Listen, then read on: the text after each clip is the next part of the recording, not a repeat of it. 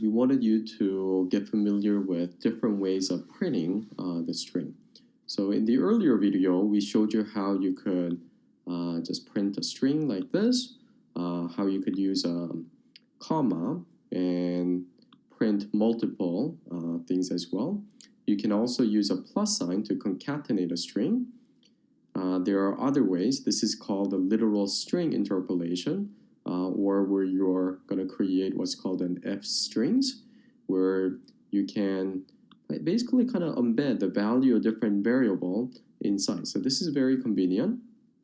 You will see this in some of the older versions where it uses the format function, and some you will also see this as well. So many programming languages have this kind of notion where if you're embedding a string, then they use %s.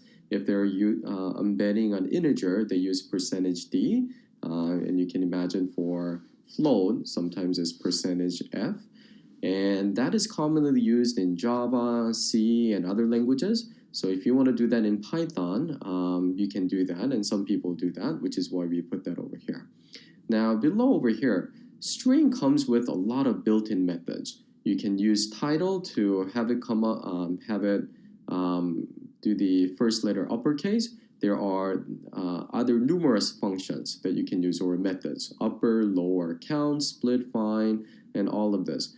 I've used upper, lower, count a little bit. These others you don't really use. We provide a link where you can go through, where you can spend some time just learning what are the different string methods available.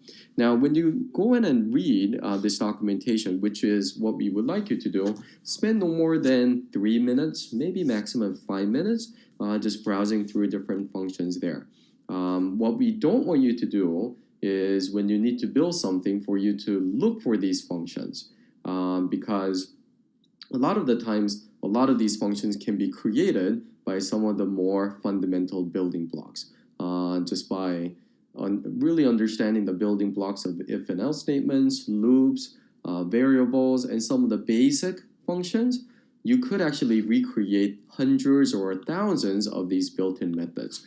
And based on my experience, I've worked with a lot of developers who are not so used to building their own functions or methods because they're weak on algorithm, that if they need something built, instead of just building a new function that does exactly what they need them to do, a lot of times they spend hours, sometimes even a day or two, looking for exact function that they need to get the job done. And they spend so much valuable time doing that, and they're not used to creating their own function, that they're not so effective. And that's not the type of developers I want you to become or get accustomed.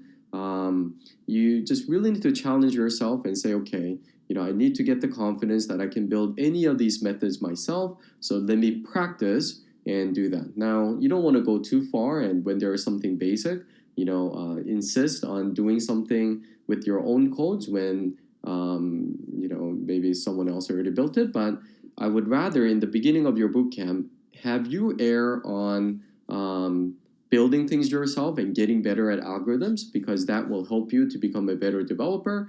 And if your intent is to get a job at the end of the bootcamp, it's also going to help you during job interviews as well. Okay, so just spend, again, 3 to 5 minutes max just learning different methods associated with the string. But through the assignments below and also other assignments, we're really going to have you focus on some of the key methods that we think are important based on our experience, and also try to give you some algorithm challenges so that you can create some of these other string methods yourself, so that you don't feel like all of these things are magic, but that, hey, these are just other methods that other developers built, and I could also build whatever function that I can come up with. Okay?